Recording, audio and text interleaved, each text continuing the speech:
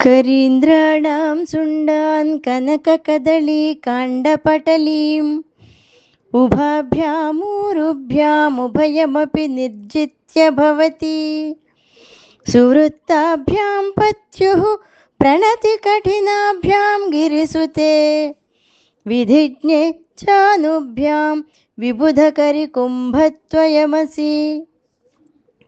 ఇక్కడ ఈ శ్లోకంలో శంకరాచార్యుల వారు జగన్మాత యొక్క ఊరువులని అంటే తొడలని ఇంకా జానువులను గురించి వర్ణించారు.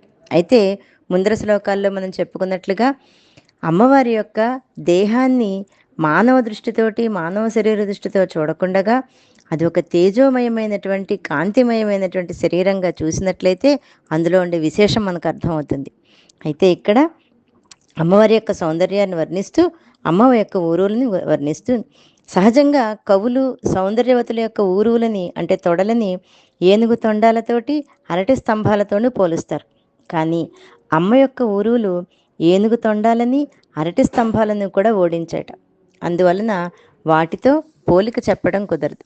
ఇదే విషయాన్ని కాళిదాస మహాకవి కుమార సంభవంలో చెప్తూ నాగేంద్రహస్తాస్త్వచి కర్కసత్వాత్ ఏకాంత శైత్యాత్ కదలీ విశేషాః లబ్ధ్వాపి లోకే పరిణాహి రూపం జాతాస్తదూర్వో రూపమానబాహ్యాః అని చెప్తారు. అంటే ఏనుగు తొండములు యొక్క చర్మము కర్కసంగా ఉంటుంది. అదేవిధంగా శంకరులు అమ్మవారి యొక్క తొడలని పోల్చడానికి ఏనుగు తొండాలు కానీ అరటి స్తంభాలు కానీ కుదరవు అని చెప్పడానికి కారణం ఏంటంటే ఏనుగు తొండములు తొడల వలె గుండ్రంగా ఉంటాయి, కానీ ఏనుగు తొండంపై చర్మము ముతకగా గరుకుగా ఉంటుంది. కానీ ఇక్కడ అమ్మవారి యొక్క శరీరము మృదువుగా నునుపుగా ఉంటుంది. ఏనుగు యొక్క తొండములు స్థిరత్వం లేకుండా మాటి మాటికి ముడుచుకుంటూ పైకి కిందకి కదులుతూ ఉంటాయి, కానీ అమ్మవారి చాలా స్థిరంగా ఉంటాయి. ఇంకా గుండ్రతనంతో పాటు అమ్మవారి యొక్క ఊరువులలో మృదుత్వము స్థిరత్వము అధికంగా ఉంటుంది. కనుక ఏనుగు తొండాలు అమ్మవారి ఊరువులతో పోలికకి తగవు. అదేవిధంగా అరటి స్తంభాలలో కూడా ఎప్పుడూ చల్లదనం ఉంటుంది. అరటి స్తంభాలకి పసిమి రంగు ఉండదు, బంగారు అరటి స్తంభాలే అమ్మ తొడలతో పోలుతాయి. అదీగాక అరటి స్తంభాలు పైకి పోయే కొద్దీ సన్నబడిపోతాయి, కానీ అమ్మవారి ఊరువులు క్రిందికి పోయే కొద్దీ సన్నబడతాయి. అంతేకాకుండా అరటి స్తంభాలలో లేని ఉష్ణత్వం అనే గుణము విశేషంగా ఇక్కడ ఉంటుంది.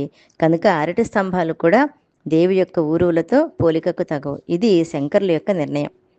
ఇంకా సువృత్తాభ్యాం పత్యుః ప్రణతి కఠినాభ్యాం గిరిసుతే విధిజ్ఞే జానుభ్యాం విబుధకరి కుంభద్వయమస్పి అని చెప్తే అమ్మ విధిజ్ఞురాలు. అంటే భర్త విషయంలో భార్య ఎలా నడుచుకోవాలో ఆ విధానాన్ని ఎరిగిన తల్లి ఆమె. నిజానికి ఆ విధానాన్ని ఏర్పరిచిన తల్లి కూడా ఆమె. అందుకే నిత్యము పార్వతి పరమేశ్వరునికి నమస్కరిస్తుంది.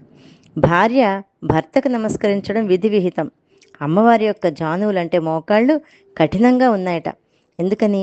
అత్యంత సుకుమారైనటువంటి అమ్మ జానువులు కఠినంగా ఉండడానికి కారణం ఏంటంటే విధిజ్ఞురాలైనటువంటి అమ్మ నిత్యము ఆ అయ్యవారి యొక్క మోకాళ్ళు నేలకు తగిలించి పంచాంగ నమస్కారం చేసేది. అయ్యవారికి నిరంతరము పంచాంగ నమస్కారం చేసేది. అందువల్లనే ఆమె యొక్క కాళ్ళు అంటే జానువులు జానువులు అంటే గట్టిపడి కఠినంగా ఉన్నాయట. ఆ జానువులు సువృత్తములు, సు అంటే శోభాకరములైనవి, వృత్తములు అంటే వర్తులంగా ఉన్నాయని అర్థం. కనుక అమ్మ తన యొక్క జానువులతో విబుధకరి కుంభద్వయాన్ని జయించిందిట. విబుధకరి అంటే దేవగజమైనటువంటి ఐరావతం. ఐరావతానికి ఉన్నటువంటి కుంభాలు రెండింటినీ కూడా అమ్మ తన మోకాళ్లతో జయించింది. అంటే అమ్మ జానువులు ఏనుగు కుంభములను మించిన సౌందర్యం కలిగినవిట. అమ్మ జానువుల సౌందర్యాన్ని గురించి లలితా సహస్రనామంలో మాణిక్యముకుటాకార జానుద్వయ విరాజిత అని చెప్తారు. ఇంకా అమ్మవారి యొక్క జానువులు సహజంగా సౌందర్యం కలవని, భర్తకు నిత్యము మోకాళ్లపై వంగి చేసే నమస్కారాల వల్ల అవి కఠినమయ్యాయని గ్రహించాలి. ఇక్కడ ఒక చిన్న విషయం, స్త్రీలు సాష్టాంగ నమస్కారం చేయకూడదుట, అందుకని అష్టాంగ నమస్కారమే చేస్తారు అనేటువంటి విషయాన్ని తెలియజేస్తూ అమ్మవారికి అయ్యపై గల ప్రణయ ఆదరము, అమ్మ యొక్క పతివ్రతా స్వభావము అమ్మ చేసిన నమస్కారం వల్ల తెలుస్తుంది అనే విషయాన్ని తెలియజేస్తూ శ్రీమాత్రే నమః.